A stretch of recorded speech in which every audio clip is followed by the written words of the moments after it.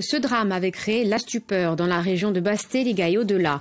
Le 23 août 2018, Jean Livré y était tué. Un retraité sans histoire était tué au volant de son véhicule sur la route du Val d'Aise et alors qu'il se rendait à une partie de chasse. Très vite, les gendarmes s'étaient orientés vers la piste d'une méprise. Aujourd'hui, l'affaire connaît une nouvelle avancée. La vice-procureure de la juridiction interrégionale spécialisée de Marseille a requis le renvoi de 5 hommes devant la cour d'assises des Bouches-du-Rhône. Les précisions de Marie-Françoise Stéphanie.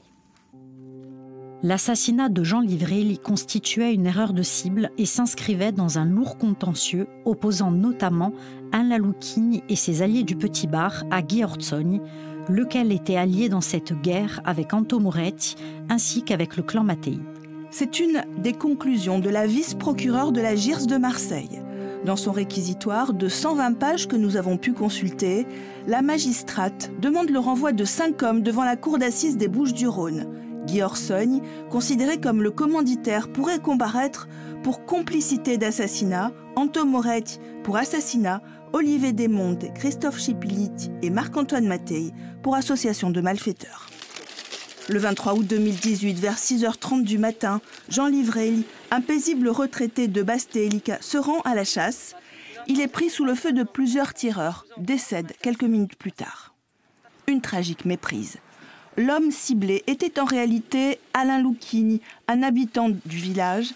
Cet homme, connu des services de police, possède le même pick-up que la victime. Entendu après les faits, Alain Louquigne confirme l'hypothèse d'une erreur. Selon le réquisitoire, le mobile se trouverait dans une guerre pour le contrôle de la chambre de commerce d'Ajaccio. Cet assassinat s'inscrit dans une lutte des clans pour la mainmise des activités économiques jugées lucratives en Corse et sur la chambre de commerce.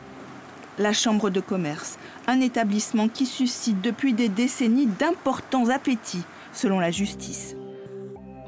Filature, surveillance, géolocalisation, l'enquête aurait révélé une importante logistique criminelle. Le commando surarmé a été positionné à divers points stratégiques du passage du véhicule de Jean Livré et sur les lieux où devaient être incendiés les véhicules et les armes. Considéré comme le commanditaire, Guy Ortsogne a toujours nié les faits. Il se trouvait à Calvi au moment du meurtre, précise son avocat. Les 4 autres mis en examen contestent toute participation à cet assassinat. Tous ont été remis en liberté dans ce dossier et placés sous contrôle judiciaire. Désormais, le juge d'instruction devrait clôturer le dossier et rendre ensuite une ordonnance de renvoi devant la cour d'assises d'Aix-en-Provence. Ce drame avait créé la stupeur dans la